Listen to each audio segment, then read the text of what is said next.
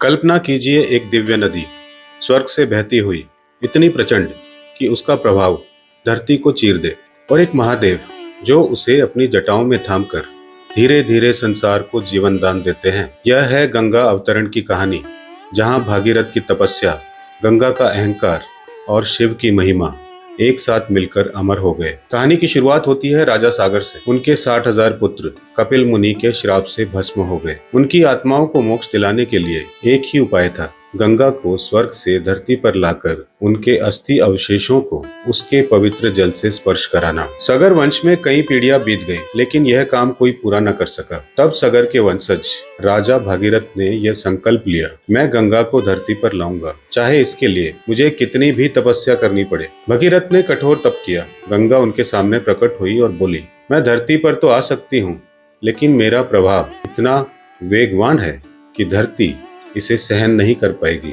भागीरथ ने समाधान पूछा। गंगा ने कहा, यदि महादेव अपनी जटाओं में मुझे थाम ले तो मेरा वेग नियंत्रित हो सकता है। भागीरथ ने हिमालय की ऊंचाइयों में जाकर भगवान शिव की कठोर तपस्या की। कई वर्षों बाद महादेव प्रकट हुए और बोले, तुम्हारा उद्देश्य धर्मपूर्ण है, मैं गंगा को अपनी जटाओं में थाम लूंगा। जब गंगा स्वर्ग से उतरने लगी, उनके मन में अहंकार आ गया कि मैं इतनी महान हूँ कि महादेव भी मुझे रोक नहीं पाएंगे। वो पूरी ताकत के साथ धरती की ओर गिरी, लेकिन महादेव ने मुस्कुराते हुए उन्हें अपनी जटाओं में कैद कर लिया। गंगा का सारा वेग रुक गया और वे जटाओं में उलझकर रह गई। कई दिनों तक वे वहीं बंद रही, जब तक कि भागीरथ ने फिर से महादेव से विनती न की। आखिरकार शिव ने अपनी जटाओं को धीरे धीरे खोला और गंगा की एक धारा को धरती की ओर छोड़ा। वह हिमालय से बहते हुए मैदानों में आई और भागीरथ के साथ कपिल मुनि के आश्रम पहुंची। गंगा के पवित्र जल ने सगर पुत्रों के अवशेषों को स्पर्श किया और उनकी आत्माओं को मोक्ष मिला।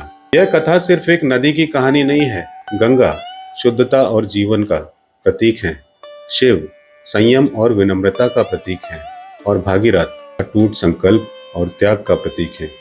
इसलिए जब भी कोई कठिन कार्य पूरी निष्ठा से किया जाता है तो हम कहते हैं, ये तो भगीरथ प्रयत्न है। गंगा आज भी करोड़ों के लिए जीवन, आस्था और मोक्ष का मार्ग है।